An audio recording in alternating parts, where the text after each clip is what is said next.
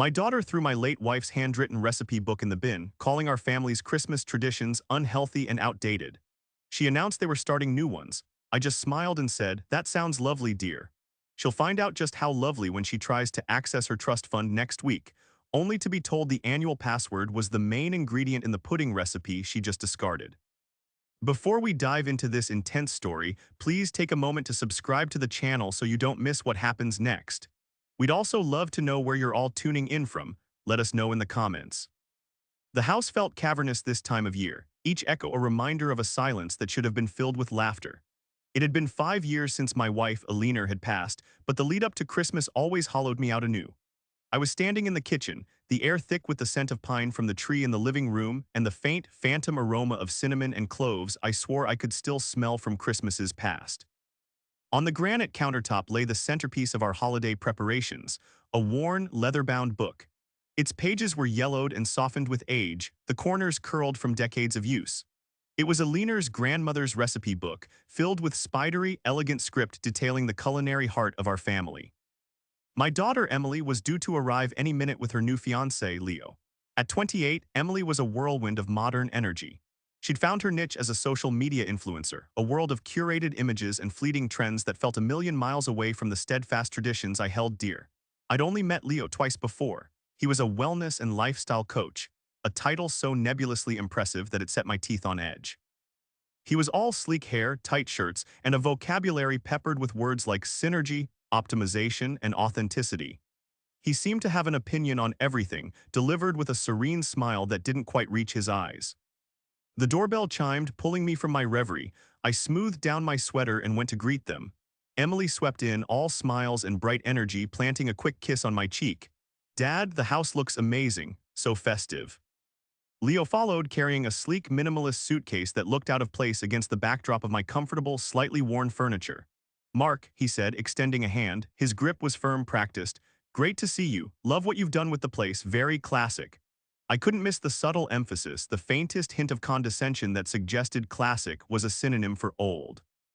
After the initial pleasantries, they settled in the living room while I returned to the kitchen to make tea. A few minutes later, Emily wandered in, Leo trailing behind her like a silent partner in a corporate takeover. Her eyes landed on the recipe book. "Oh, you got Grandma's book out," she said, her tone oddly flat. "Of course," I replied, my voice warm.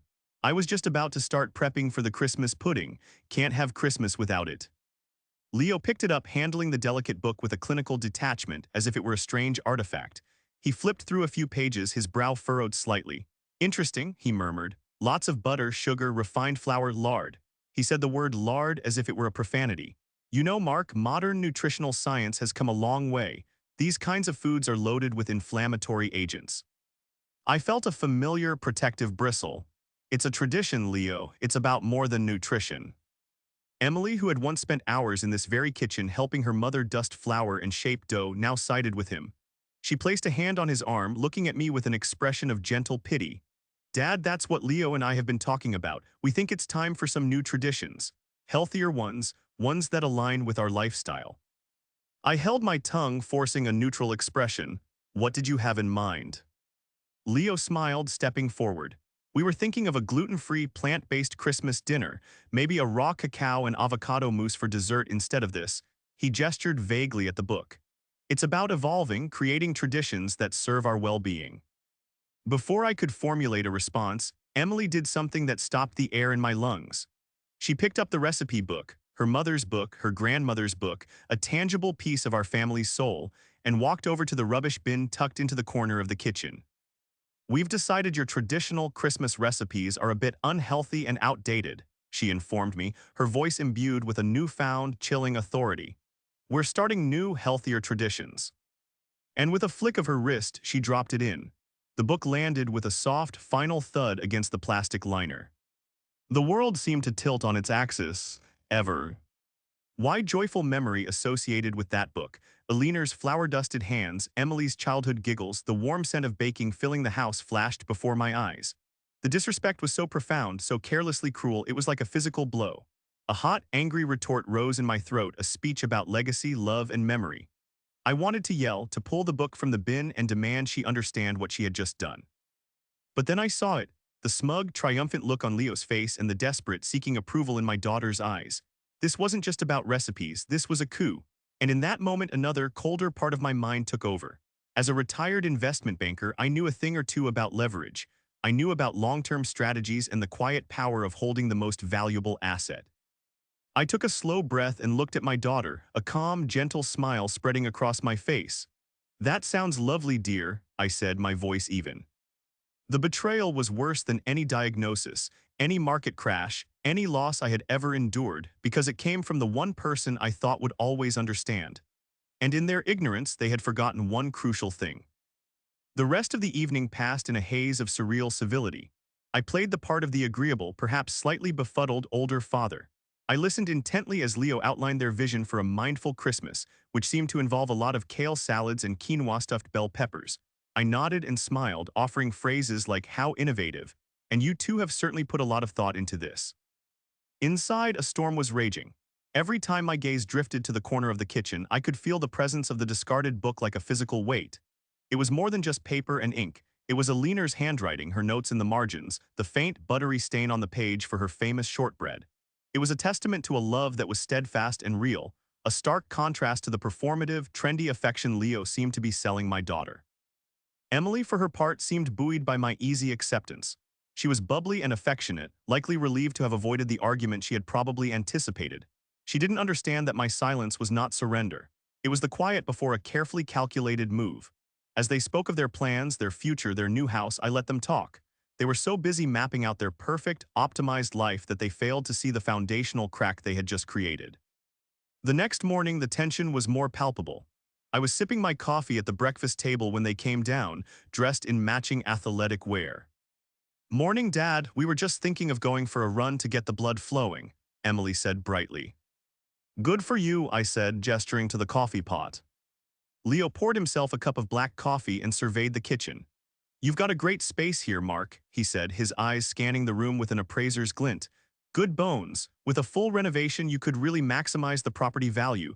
Open concept living, maybe take out that wall," he gestured toward the dining room. "That's where the market is heading." "I like my walls," I said simply. "They hold up the ceiling." He chuckled, a short, dismissive sound. "Of course, I just see potential everywhere. It's what I do. I help people unlock the potential in their lives, their health, their assets." The word assets hung in the air. Emily, who was scrolling through her phone, chimed in without looking up. "Leo's been helping me so much with my financial planning. He says my portfolio is way too conservative for my age. He's got this amazing investment opportunity in a wellness tech startup. The returns are projected to be huge." I took a slow sip of my coffee, my knuckles white around the mug. "Is that so? And what does your financial advisor say about it?" Emily finally looked up, a flicker of annoyance on her face. "The advisors at the bank are dinosaurs, Dad. They don't understand the new economy. Leo does." I looked from my daughter's earnest, misguided face to Leo's serene, predatory smile. They were a team, a unit built on his flimsy promises and her deep-seated need for a guiding force in her life since her mother had gone. They were so confident, so wrapped up in their shared vision of the future. But as they discussed the down payment on the new house they wanted to buy right after Christmas, a detail they mentioned with casual entitlement, my resolve hardened. They had forgotten one crucial thing, a detail I had woven into the fabric of our family's financial future years ago. The past, I thought to myself, holds all the keys. Later that day, I found a moment alone. I walked into the kitchen, my heart pounding a slow, heavy rhythm. I reached into the bin, my hand closing around the smooth leather of the book. I pulled it out, brushing off a stray coffee ground from the cover. Opening it, I ran my thumb over Alina's familiar, looping script. I turned to the back, to the recipe for Alina's celebrated Christmas pudding. The ingredient list was long and complex, a relic of a different time. Raisins, currants, candied peel, brandy, breadcrumbs, and there it was. A simple, unassuming, and utterly old-fashioned ingredient without which the entire recipe would fail. A word that a modern wellness coach would likely have never even heard of. I clutched the book to my chest, a cold, clear purpose settling over me. They wanted to start new traditions. Fine, but they would first have to learn the value of the old ones. The lesson was already in motion. All I had to do was wait. To understand the depth of the wound, you have to understand Alina. My wife was not a grand person in the way the world measures such things. She held no titles, commanded no boardrooms. Her domain was our home, her art was our life, and her love was the scaffold that held everything together. She believed that love wasn't just a feeling, it was an action. It was the warmth of a handmade quilt on a cold night, the patience of tending to a garden, and the comfort of a meal cooked with care. The recipe book was her magnum opus. When Emily was born, Alina started compiling it. It was more than a collection of instructions, it was a diary of our lives.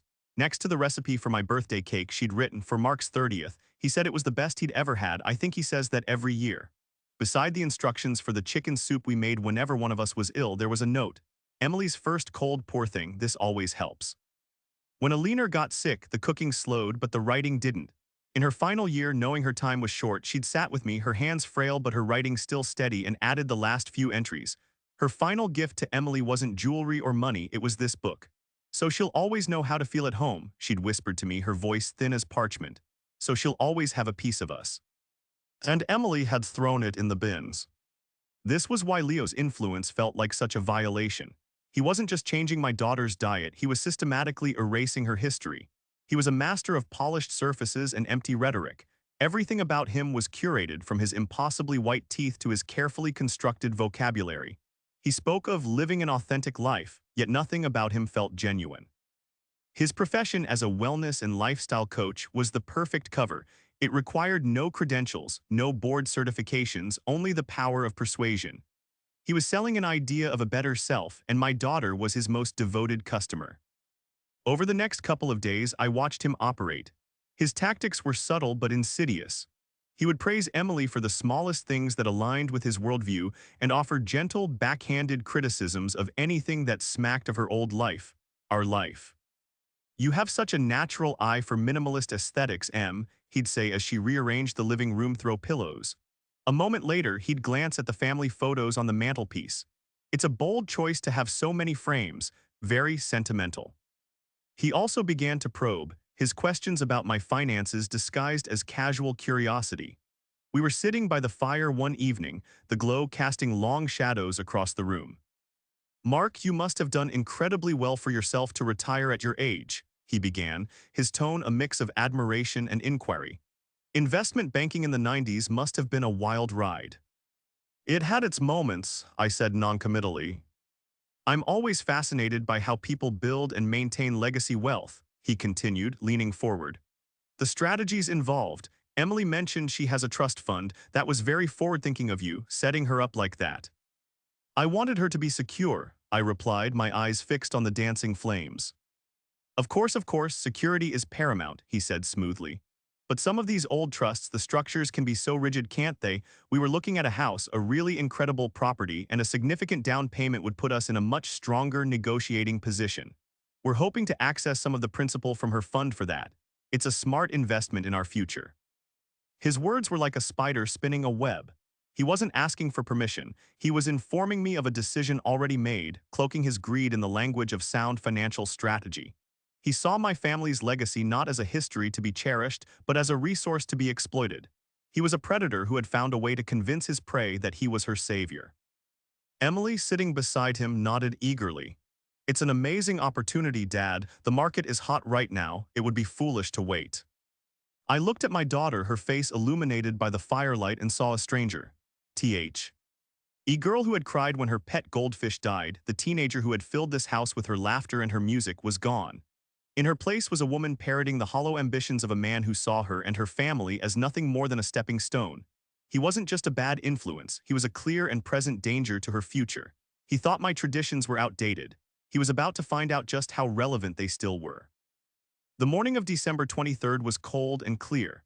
Emily and Leo had gone out, something about a high-intensity fitness class, followed by sourcing ingredients for their new and improved Christmas dinner.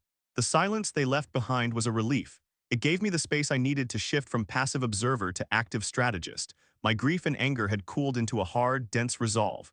Leo had underestimated me. He saw a retired, sentimental old man. He had no idea that my career in investment banking had been built on recognizing patterns, assessing risk, and dismantling fraudulent claims. I wasn't going to hire a private investigator. In my world, information was currency, and I still had a few old accounts with deep reserves. I retreated to my study, the one room in the house that was unequivocally mine, filled with books on history and finance, and closed the door. My first call was to my private banker, a man named Mr. Harrison who had managed my family's finances for over 20 years. He was a bastion of old-school professionalism and discretion. "Mark, good morning," he answered, his voice calm and familiar. "A Merry Christmas to you." "And to you, Robert," I said. "I'm calling with a slightly unusual query regarding Emily's trust.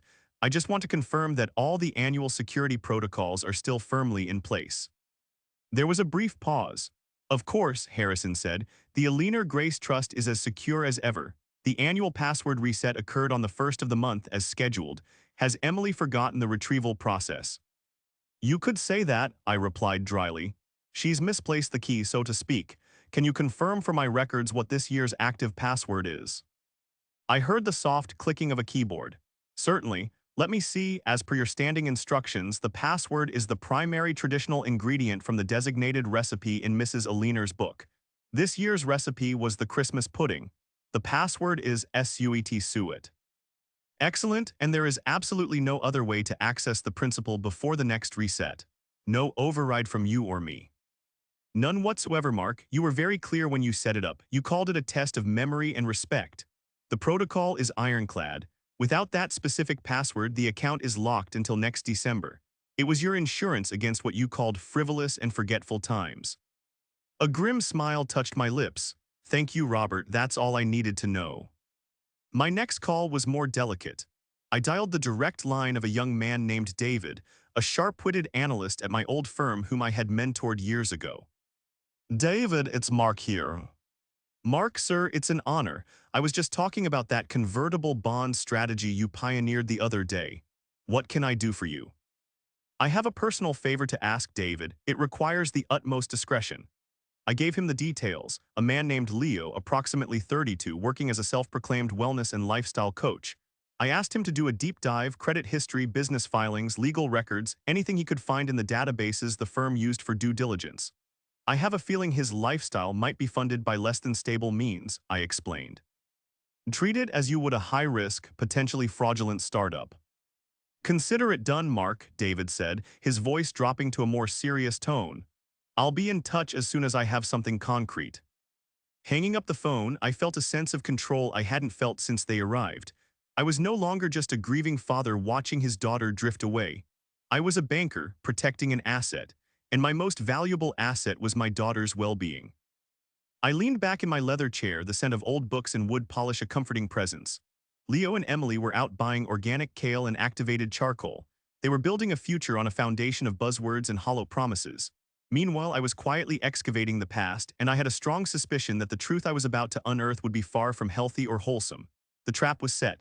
The leverage was confirmed. Now all I needed was the evidence to spring it. David called back late that afternoon. The speed of his response told me he'd found something significant. "Mark," he said, his voice tight, "you were right to be suspicious. Your man Leo is not just unstable, he's a walking house of cards." I listened intently, my pen poised over a notepad. David laid it all out with brutal effect. Incy, Leo's full name was Leonard Maxwell. He had no formal certifications in finance, nutrition, or anything related to wellness. He had, however, incorporated and dissolved 3 different LLCs in the past 5 years, each one a coaching or consulting business that had left a trail of unhappy clients and mounting debt. He's got judgments against him in small claims court from 2 former clients who claim he sold them on bogus investment schemes tied to his companies, David explained. They're not for huge amounts, but the pattern is clear. He promises massive returns on obscure wellness ventures, takes their money, and when the venture inevitably fails, he dissolves the company and moves on. But there was more. The real bombshell was Leo's personal financial situation. He's leveraged to the hilt, Mark. 2 maxed-out credit cards, a significant personal loan from a high-interest lender, and he's behind on payments for a flashy sports car that's almost certainly leased. The man is drowning in debt. He's not a guru, he's a financial sinkhole. The final piece was the most damning. The name of one of the people who sued him was a Mrs. Gable. She alleged that he had convinced her to liquidate a portion of her retirement annuity to invest in his bespoke health tech fund. "Thank you, David," I said, my voice dangerously calm. "You've given me exactly what I need." That evening I set the stage. I prepared a simple but elegant dinner, a roast chicken not from a leaner's book but a neutral territory. The conversation was light until dessert. As I served the store-bought apple pie, Leo, feeling magnanimous, started holding court again. You see, Mark, the key to financial freedom in the modern age isn't about hoarding wealth in dusty old trusts, he said, gesturing with his fork. It's about making your money work for you. It's about aggressive, forward-thinking investments. For instance, this wellness tech startup I've been advising Emily on, its pre-IPO, a ground floor opportunity. It's practically guaranteed to triple in value within the year. Emily looked at me, her eyes shining. It's brilliant, Dad. Leo has such a sharp mind for these things. I took a slow bite of pie, letting the silence stretch for a moment. Then, I set my fork down and looked directly at Leo. That's fascinating, I said, my tone casual. It sounds very convincing. It reminds me of a story I heard about a wellness coach. A friend of a dear friend, a woman named Gable, invested her retirement savings based on similar promises. The reaction was instantaneous. The blood drained from Leo's face. His serene, confident mask didn't just crack, it shattered. A flicker of pure animal panic flashed in his eyes before he could suppress it. He quickly recovered, forcing a tight, unnatural smile. Gable, he said, his voice a fraction too high. I don't believe I know anyone by that name. It's a big world out there. Lots of coaches, lots of investors. Emily looked between us, a confused frown forming on her face. What are you talking about, Dad? Who's Mrs. Gable? Just someone who learned a hard lesson about guaranteed returns, I said, my gaze never leaving Leo's. She was told her investment would secure her future. Instead, she lost nearly everything. A terrible business. Leo began to bluster, his composure completely gone. Well, that's just fear-mongering. The old guard is always scared of new ideas. They don't understand innovation. Your friend's friend probably just got cold feet or didn't understand the risks. His words were fast and clumsy, the desperate flailing of a man caught in a lie. On the contrary, I said softly, she understood perfectly. She understood so well, in fact, that she took him to court. The word court landed on the table like a lead weight. Emily stared at Leo, her illusion beginning to crumble. For the first time, she wasn't looking at her brilliant, successful fiancé. She was looking at a cornered, sweating man who was refusing to meet her father's gaze. Leo, she whispered, her voice trembling, what is he talking about? He's trying to sabotage us, Em. Leo shot back, his voice now laced with a nasty, defensive edge. He's old and stuck in his ways, and he can't stand to see you happy with someone who isn't from his world. His poorly executed threats and obvious lies were more damning than any evidence I could have presented. He was confirming his fraudulent nature with every panicked word. I simply sat back, watching the seeds of doubt I had planted begin to take root in my daughter's mind. The first crack in their perfect, curated world had appeared, and it was only a matter of time before the entire facade came crashing down. The atmosphere in the house for the next 24 hours was thick with a toxic, unspoken tension. Leo went into full damage control mode. He was constantly by Emily's side, his voice a low, soothing murmur as he worked to repair the crack I had created. He spun a narrative of a vindictive, controlling father, a man threatened by his daughter's independence and the modern world he couldn't comprehend. He's from a different era, Em, I overheard him whispering to her in the living room. They see conspiracies everywhere. He's digging up dirt to try and scare you, to keep you under his thumb. Don't you see, this is about control. A part of my daughter, the part that desperately wanted to believe in the perfect future he had promised her, was buying it. She was distant with me, her eyes filled with a mixture of confusion and accusation. The confrontation I had engineered hadn't broken them apart. It had driven them into a defensive crouch, a united front against me. I knew my next move had to be decisive. A single piece of information wasn't enough. I needed to present an irrefutable case. That evening, Emily approached me alone in the study. She stood in the doorway, her arms crossed, a shield against whatever I might say. Why are you doing this, Dad? She asked, her voice wavering between anger and hurt. Why are you trying to ruin this for me? Leo explained everything. That woman, Mrs. Gable, was a disgruntled client who didn't understand the business. He said it was all thrown out of court. I looked at my daughter, my heart aching for her. She was fighting so hard to hold on to a lie because the truth was too painful to contemplate. Sit down, Emily, I said gently, gesturing to the chair opposite my desk. She hesitated, then reluctantly sat on the edge of the seat. I didn't argue, I didn't raise my voice. I simply slid a thin file folder across the polished surface of the desk. He told you it was thrown out of court? I asked. She nodded, yes, it was a frivolous lawsuit. I tapped the folder. This is a copy of the court judgment. He lost, Emily. He was ordered to pay her back. He never did. The judgment is still outstanding. Her eyes widened as she read the document, but Leo had prepared her for this. He said his lawyer handled it, she stammered, her voice losing its conviction. Then he should ask his lawyer about these, I said, sliding a second set of papers across the desk. They were the credit reports David had pulled. I had highlighted the key figures, the maxed-out credit cards, the high-interest personal loan, the mountain of debt that stood in stark contrast to the image of the successful guru he projected. This is his financial reality, Emily, I said softly. He isn't a successful investor. He's broke. He's been broke for years. He moves from one person to the next, selling them a dream while he uses their money to stay afloat. She stared at the numbers, her face pale. The color-coded charts and stark figures were the language of my world, a world of hard facts and undeniable truths, and they were methodically dismantling the fantasy world Leo had built for her. I'm not trying to ruin him, Emily, I said, my voice thick with emotion. I am trying to stop him from ruining you. That house he wants to buy, that investment in his name, where do you think that money is really going? It's not for your future, it's to pay off his past. Tears welled in her eyes as she looked from the papers back to me. The fight was gone, replaced by a dawning, horrifying clarity. She was seeing the full, shocking extent of his deception. The polished wellness coach, the financial wizard, the man who was going to help her optimize her life, was a fraud. But he loves me, she whispered, the words sounding like a desperate prayer. Does he? I asked gently. Does he love you, or does he love the security your trust fund represents, the one he's been so eager to get his hands on since the moment he met you? She didn't have an answer. She just sat there, the document spread before her like the wreckage of a shipwreck as the truth settled in cold and heavy. The spell wasn't just cracking anymore, it was beginning to shatter. The final showdown was yet to come, but I knew Leo's desperate attempts to regain control were over. He had been exposed not by my anger but by his own lies, brought to light by the simple, undeniable power of the truth. Christmas Eve arrived not with festive cheer but with the suffocating weight of an impending storm.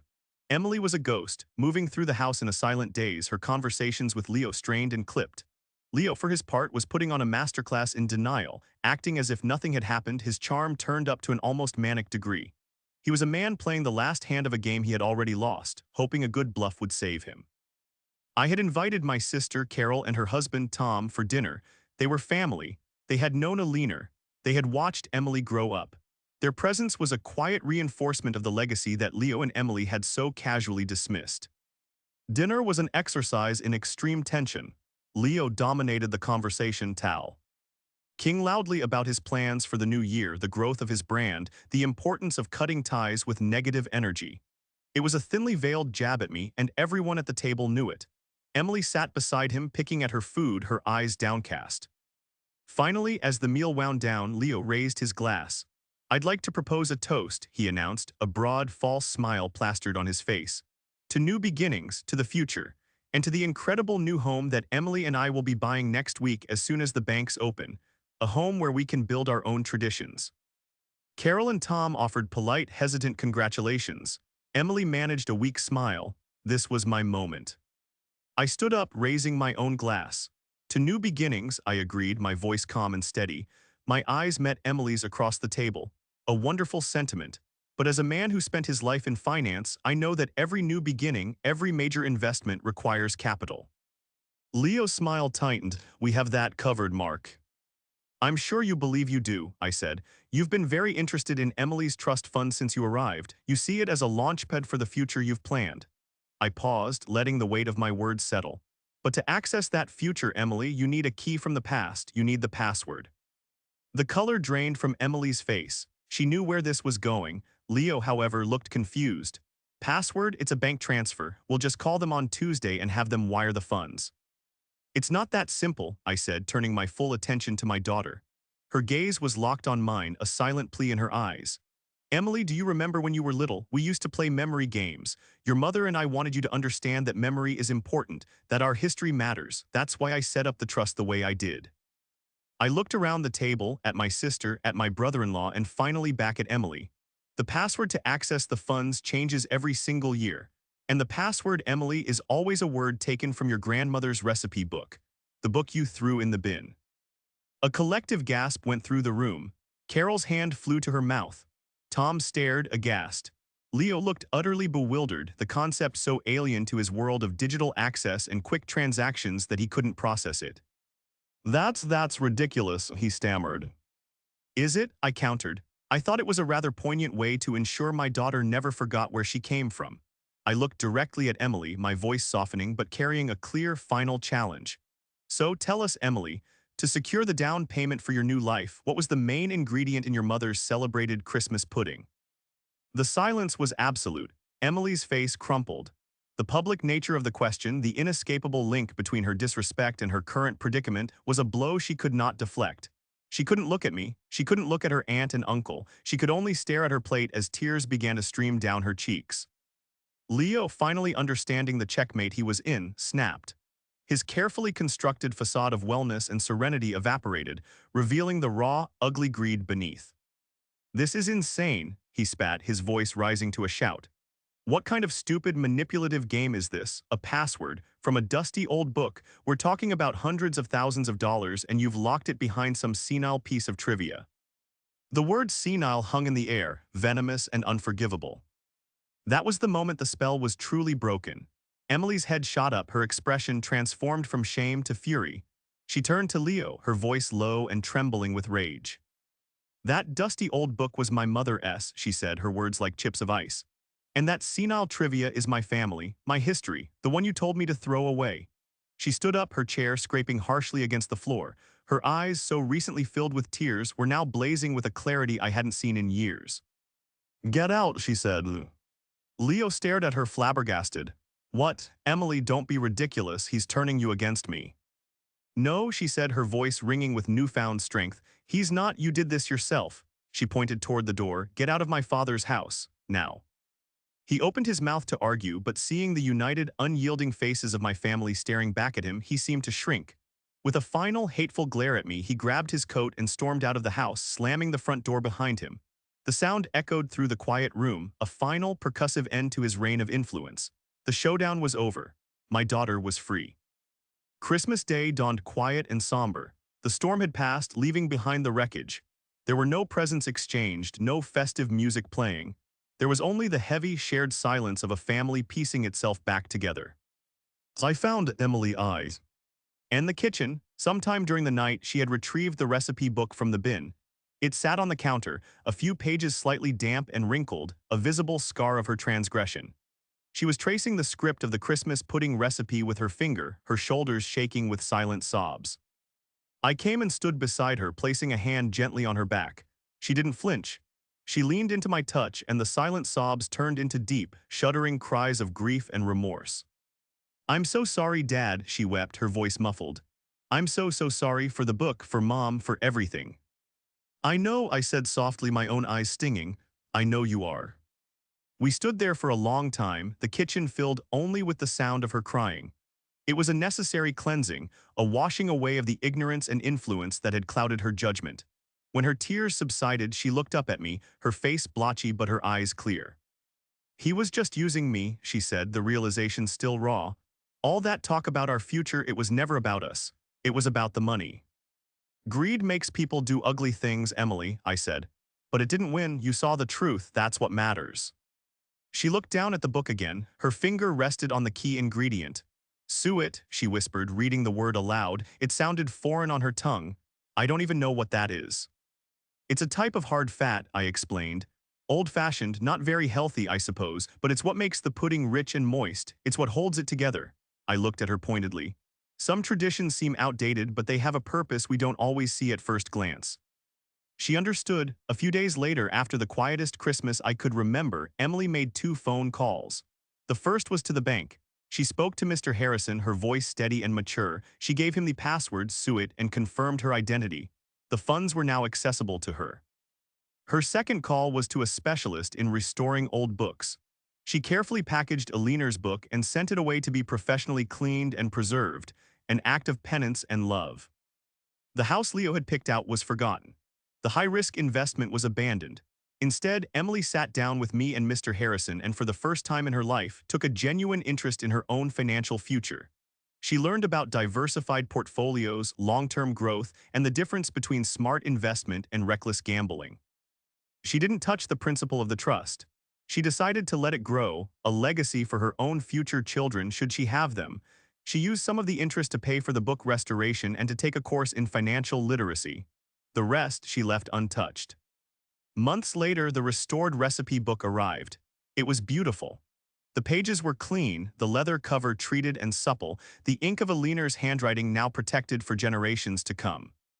That evening, Emily came into the kitchen holding the book. "Dad," she said, a small, hopeful smile on her face. "Will you help me? I want to try and make the pudding, just for practice." I looked at my daughter, truly seeing her for the first time in a long time, not as a follower of trends or a victim of a predator, but as a young woman who had navigated a painful lesson and emerged stronger, wiser, and more connected to her roots. My heart swelled with a love so deep it almost hurt. "Of course, sweetheart," I said, pulling an apron from the hook. "I would love that." As we measured out the flour and spices, filling the house with the warm, familiar sense of a tradition reborn, I felt a profound sense of peace. The antagonist was gone, the conflict resolved. Justice hadn't been about punishment, it had been about reclamation. My daughter had come home, and that was a resolution more valuable than any trust fund.